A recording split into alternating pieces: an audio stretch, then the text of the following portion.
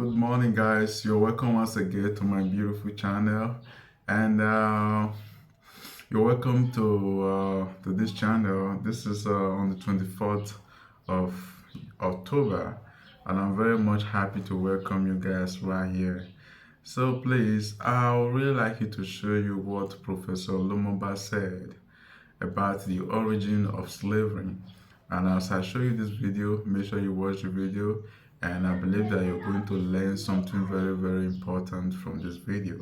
So after watching it, I would really like you to subscribe and click the notification bell. Thank you.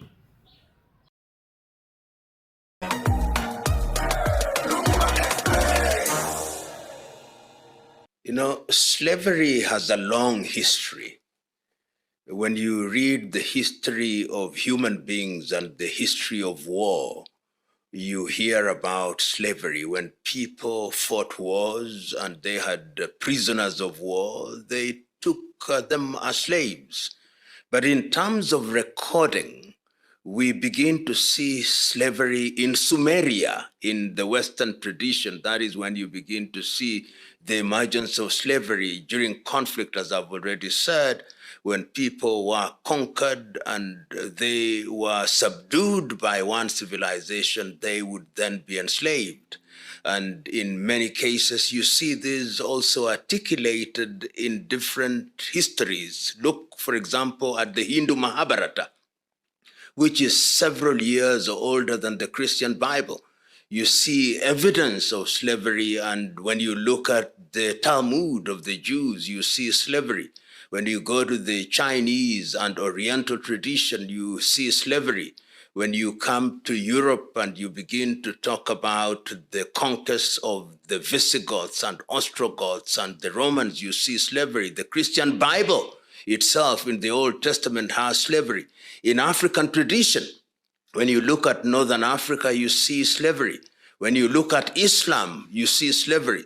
So it would appear that the human being's inclination to dehumanize fellow human beings who are not like them and to use them as vessels and chattels is something that is settled in history, and it has changed character over the years.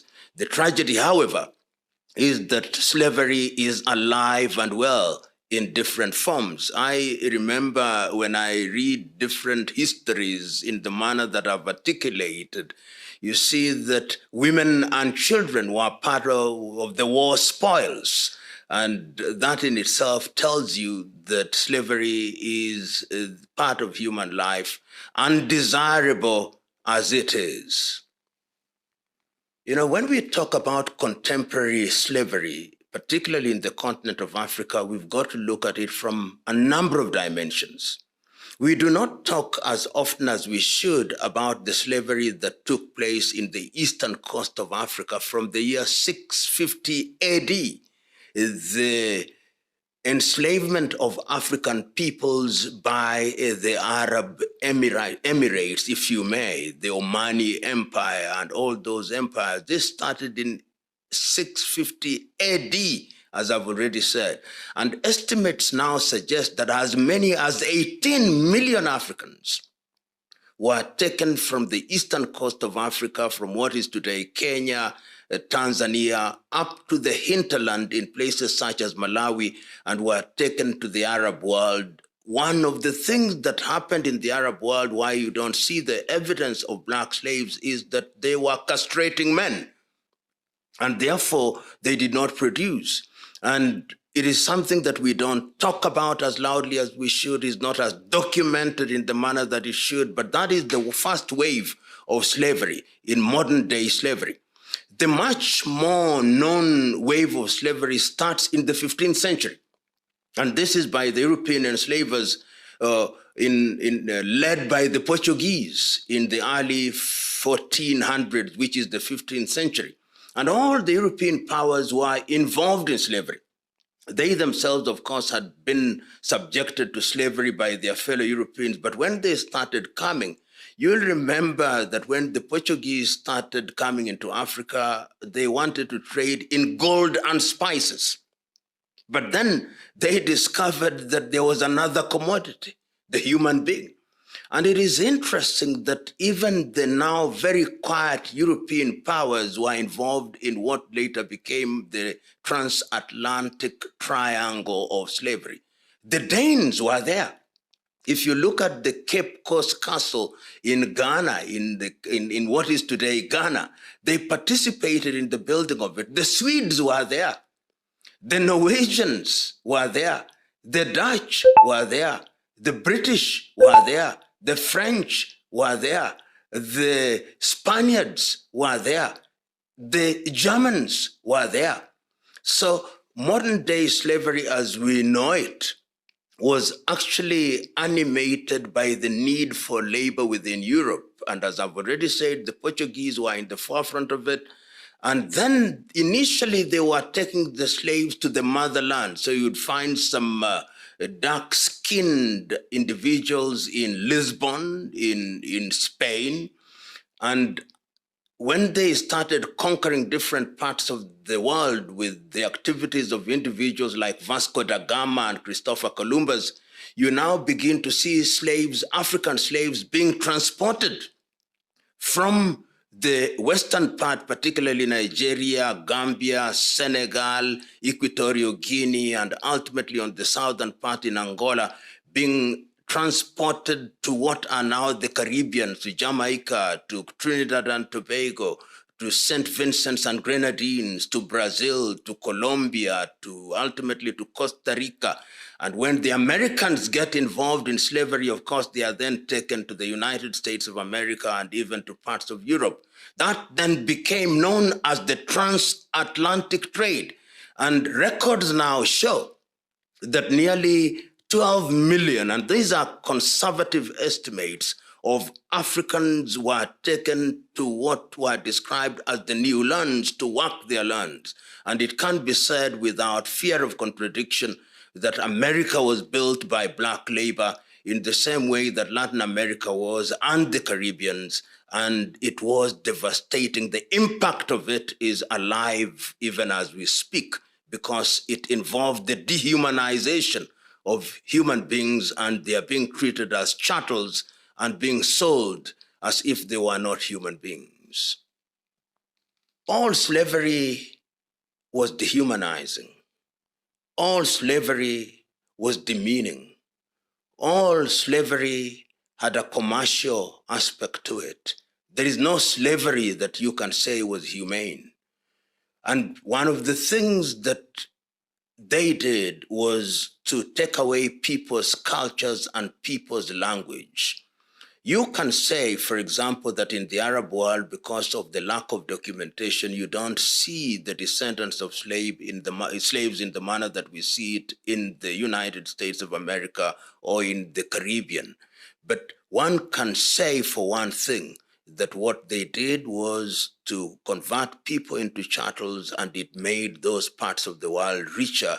But the Arabs also did something else that the transatlantic slave perhaps did not do as effectively as they did, is that some of them came into the hinterland and married. So you can see the process of Arabization. This is a similarity rather than a difference. The Arabization of the eastern coast of Africa and the Islamization, because they came, and in the process of enslaving, they also Islamize and Arabize. And you see people having names which are fundamentally Arab and Islamized.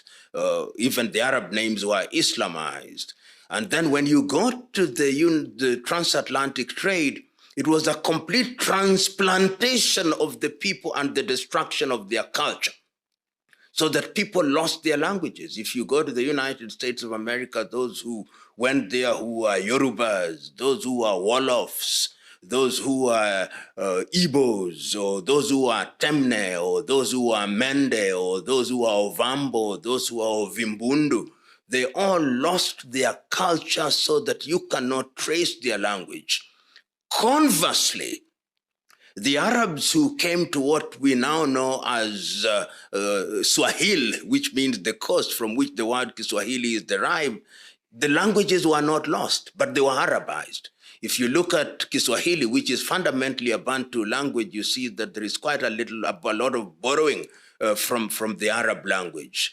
So you can see those differences. But one of the most dangerous things that you see in the slavery in the Arab world was castration of men. This was unprecedented because in the transatlantic, they wanted the people to breed so that they would have more slaves. But in the Arab world, they simply castrated them. They were eunuchs who worked in the harems of the sultans of the day. That was as cruel as cruelty can be because they intended to decimate. But on the other hand, they bred them as you breed cows.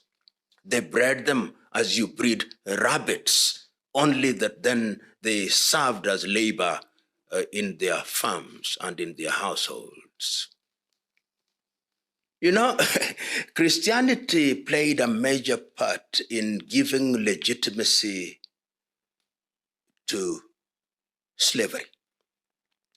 We say it casually, but remember that the cross came before the flag. When Christianity came, the version of Christianity that was brought to us was a Christianity where you are supposed to turn the other cheek. It was a Christianity where they make reference to Paul's letter to the Romans and say, obey your masters. You slaves, obey your masters as you would the Lord. So you can almost see an attempt to say that slavery is God ordained. And when they are preaching, whether it's the Catholic Church, they are now all apologizing that they were complicit in slavery.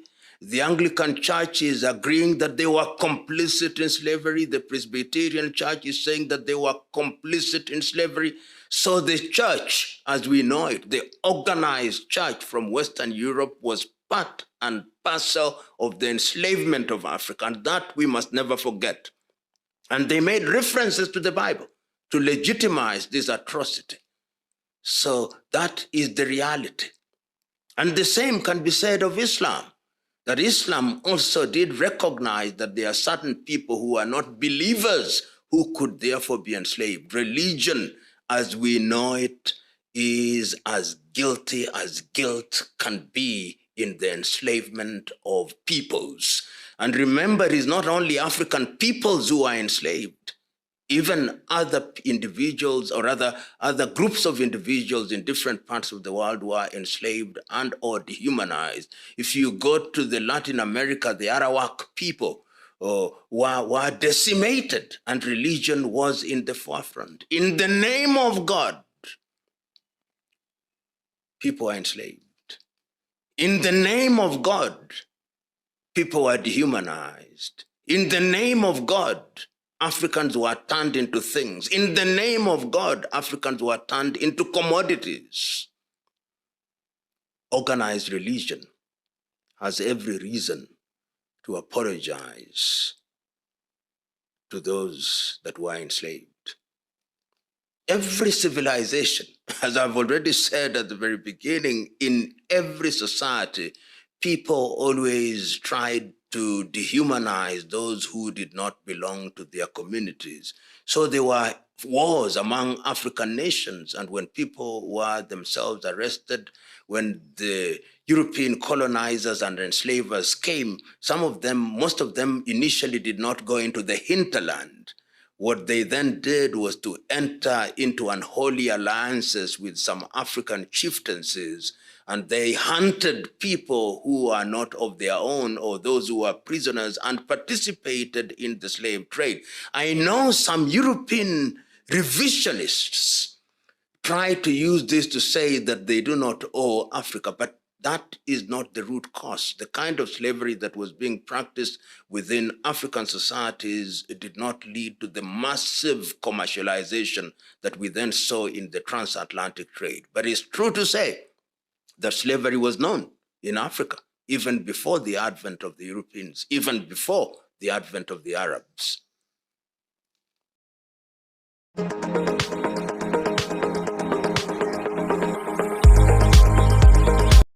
slavery must be understood. Slavery and slave trade, these were Siamese twins.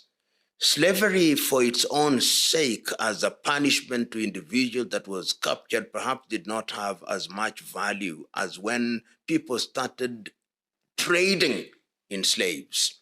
And if you visit and look at the history of some of the major Western institutions, some of the major Western insurance companies, some of the major Western shipping companies, some of the major Western banks, they are intimately connected to slavery because they were underwriting the delivery of slaves as commodities. They were receiving money for those who paid to purchase slaves. They were involved in the most lucrative commodity, more lucrative than gold, more lucrative than spices, more lucrative than diamonds. Remember, initially, when the interaction between Europe and America started, it was on trade. There was no slavery. When the Portuguese first made their foray into Western Africa in what is now Ghana or what is now Senegal or in the Gambia, they were trading. And this was a relationship that was of equals. But when they discovered that there is a commodity more valuable, this commodity can work, this commodity can deliver, this commodity can reproduce, then they discovered something that they had never known about. And that is how the commercial dimension of slavery took a trajectory that was unprecedented in the world. In what is now the conceptual West, slavery became one of the things that nobody wanted to abolish because so much money was being made out of it, so much wealth was being made out of it, so that even when a country like the United States of America declares her independence in 1776 and fights a civil war, the Civil War is a war where the southern part of the United States, which wants to retain slavery, cannot even begin to imagine that you can abolish slavery. So the commercial dimension of slavery is what we must always look at. Hence, slavery and slave trade. And if we are talking in conservative terms, I think slavery was a multi-trillion-dollar industry if we dollar denominate it in modern day economics. If you look at the history of human civilization, even in the context of slavery, even before the Europeans came to Africa to enslave Africans, they were enslaving themselves. If you look at the history of the Visigoths and the Ostrogoths and how the British were enslaved by the Romans and how the Romans themselves were enslaving Greeks. So the history of human civilization has always been some kind of circle. There was a time when Africa was in the ascendance, when it was great architecture in Africa through the pyramids, when the Africans knew about astrophysics amongst the Dogon, they already were studying astronomy, when the Africans knew about what the Europeans borrowed as the Pythagoras theorem, what they borrowed as Euclid's law on science, when they knew about the law of gravity. Africa was in that space. Then that was destroyed, and we know when it was destroyed, when the great walls of Zimbabwe were destroyed, when the walls of Benin were destroyed, when Ile Ife in Yoruba was destroyed, when the libraries in Carthage and Timbuktu were destroyed, when the pyramids were sacked. We know that. Then it shifted. If you go to the civilization which is articulated very well in the Hindu Mahabharata, when in the Indus Valley, there was great civilization, great science, even nuclear physics was known in that area. Then you go to the Chinese civilization where they even knew about numbers. Then you come to the Arab Islam civilization where we have mathematics and chemistry, when Europeans were still living in caves and eating raw meat. So Europe had its own space, and the European articulation of all these things, which borrowed from all these civilizations, is what we see now. So that societies have always been intertwined, and it would appear civilization moves from one people to the other. And that is how we must understand. And whenever a civilization has reached a certain level, then they lord it over others. And that is how you can see that superior civilizations, superior in their understanding, when they are enjoying success in the science and in the arts, then they believe that everybody else is not civilized and therefore they ought to serve them. And it is in that context that they use religion, they use science, they use all these things to subdue. And Europe did that to good effect during the 15th century, when their technology was doing better than everybody else, when their science was doing better than everybody else, when their military organization was better than everybody else, and then they subdued those others. But you can see that even that European power is beginning to diminish and other powers are beginning to rise, and that slavery is also changing color and character as we continue to relate.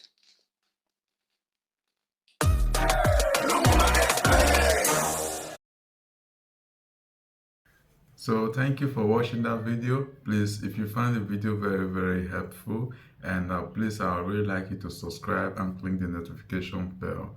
Please don't forget to share this video, and please don't also forget to subscribe to my channel. Thank you very much.